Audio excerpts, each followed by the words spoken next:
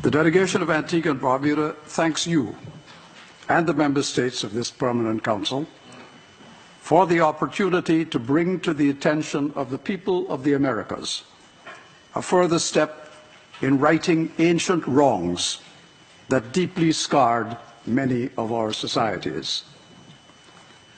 Denial of the basic human rights of indigenous people and of people of African descent has been an ugly wart on the face of the collective history of the Americas. Regrettably, though we claim to live in an age of enlightenment, discrimination and intolerance based on color and creed persist in many of our nations. Such discrimination is often hidden and many times denied, but it continues to be experienced every day, mocking the high-sounding values inscribed in the constitutions of our countries. That is why in this organization, we should not falter in calling out racial discrimination and religious intolerance whenever and in whatever guise they emerge.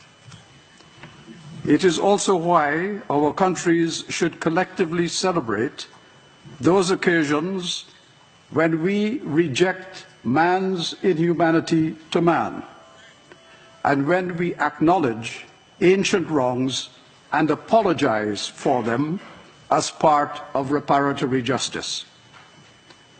Mr. President, on April 30th, the Prime Minister of Antigua and Barbuda, Gaston Brown, publicly and unreservedly apologized to the Rastafarian community in Antigua and Barbuda, who were marginalized as social outcasts and actively discriminated against for decades. In the eyes of the colonial power that ruled our country for 3 centuries, the sins of the Rastafari were twofold. First, their complete rejection of a British imperial culture that enslaved people of African descent and amputated their connection to their ancestral homeland in Africa.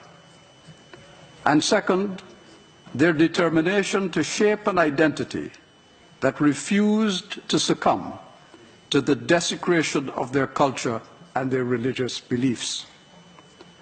For these transgressions, they were marginalized and alienated for almost 100 years throughout the Caribbean. It is a tribute to their endurance and their innate capacity that the Rastafarian community throughout the region, and now increasingly in many parts of the world, have produced professionals in medicine, in science, in the halls of academia, and in the performing arts. In the words expressed in song by the most internationally known Rasta, the iconic Bob Marley, we refuse to be what you wanted us to be. We are what we were, and that's the way it's going to be. Out of a dark colonial past of their forebears, Rastas have risen up to affirm their self-dignity, their African heritage, and their worth as human beings. They have shown that from the margins of society can come energy and creativity that can spread around the world and captivate it. Prime Minister Gaston Brown said the following in his public apology, and I will read what he said. Many of our ancestors were defiant until death, tortured, broken on the wheel, and beaten to death. Others succumbed to the lash of the whip, to the daily grinding down by the exploiter's boot, to the respite that was offered by acceptance of the oppressor's rule. You, the Rastafari, remain defiant in defense of your culture and human dignity. So, you had to be marginalized, scorned, victimized, and labeled. But you endured. living in your own community, growing your locks, and retaining your own religious connections. Cannabis for you was not a mind-numbing drug that disembodied your spirit from the Babylon in which you endured. It was a vehicle for religious communion with Zion, the place where black people lived with dignity, in freedom, and connected to their being. Regrettably, even as the colonial establishment retreated from whence they came, and people born in Caribbean countries replaced them in authority, the Rastafari continued to be marginalized. There were times in Antigua and Barbuda when our own misunderstanding of Rastafari and its religious rituals, such as the use of cannabis, caused our establishment to turn away Rastas at the airport and to demand that their children cut away their locks as a condition of entering school. Even our churches scorned the Rastafari. That discrimination went on for decades, preventing the Rastafarian community from escaping the confines of poverty and denying them the right to explain who they are, what they believe, and what part they wish to play in the homelands that are now our collective heritage. It is long past time for discrimination, marginalization, and rejection of the Rastafarian community to end. In the full knowledge of all that I have described here, my government pledges recognition of the Rastafarian community and equality as an integral part of our community. And just as we accord the right of others to practice their religion, including their religious rights within their churches, so too do we accept the rights of the Rastafari to practice their liberty, their cultural and religious practices, including their sacramental use of cannabis. For all the harm that has been done to the Rastafari over the decades in Antigua and Barbuda, I apologize most sincerely on behalf of my government and the government that went before us. That was the Prime Minister's public apology. Mr. President, the Prime Minister and government of Antigua and Barbuda have already taken steps to recognize the dignity and worth of the Rastafarian community as an integral part of our society. Members of the Rastafari have long served as teachers in our schools and as key members of our farming community. Now they serve as senators in our parliament and in our diplomatic service, including with the rank of ambassador. Mr. President, the actions of the Prime Minister of Antigua and Barbuda gives meaning and substance to the Inter-American Democratic Charter, which in its proper application underscores the important values for which we stand as a community of nations in the Americas. The measures that have been taken are consistent with Article 9 of the Charter, which commits us all to the elimination of all forms of discrimination, especially gender, ethnic and racial discrimination, as well as diverse forms of intolerance, the promotion and protection of human rights of indigenous peoples and migrants, and respect for ethnic, cultural, and religious diversity in the Americas, contributing to strengthening democracy and to citizen participation. Mr. President, members of this Council, Antigua and Barbuda is proud of this historic action. I am pleased to have with me today a Rastafarian member of our diplomatic corps, Ambassador Franklin Francis, Ras Frankai Tafari, to identify him properly. He is also a leading representative of the Rastafari throughout the Caribbean, having received the highest honors of the community.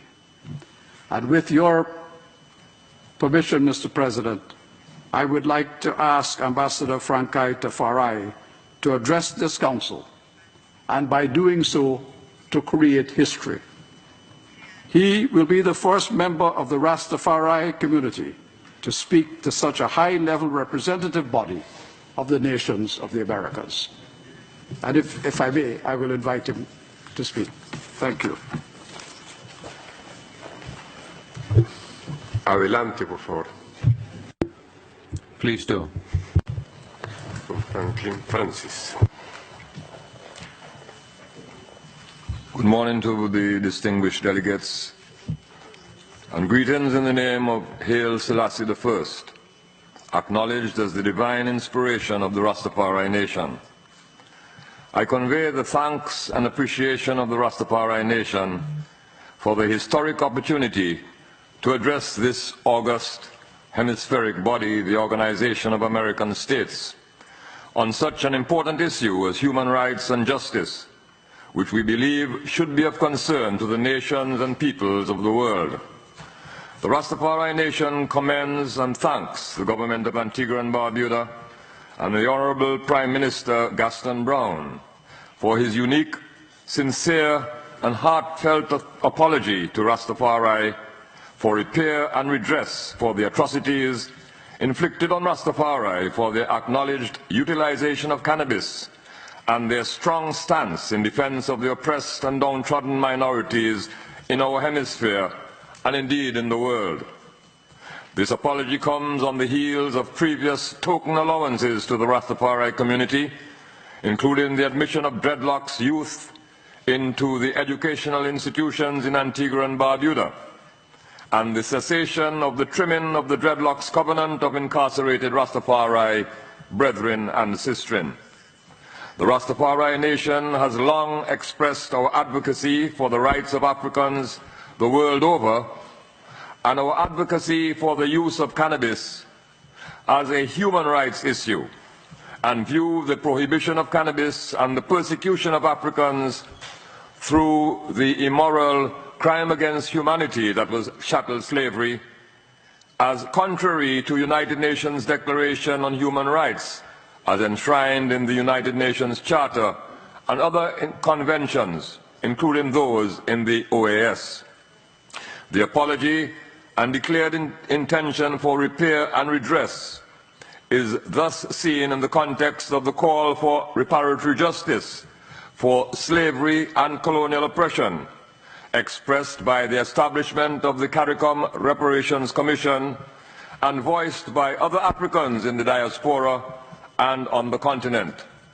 This call gains added significance, coming as it does in the United Nations declared International Decade for People of African Descent, 2015 to 2024.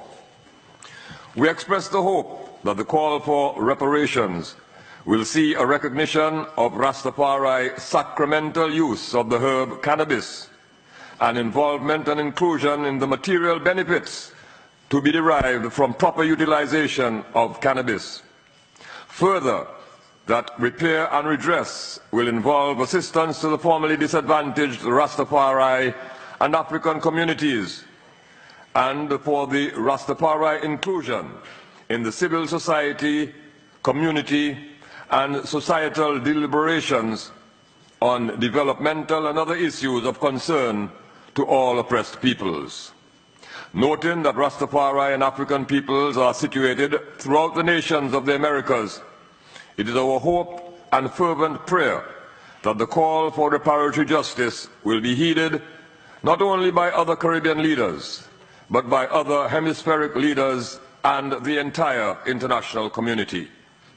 To the distinguished delegates of the 34 nations of the Americas represented here, I give my heartfelt thanks for the honor of addressing you. Thank you, sir.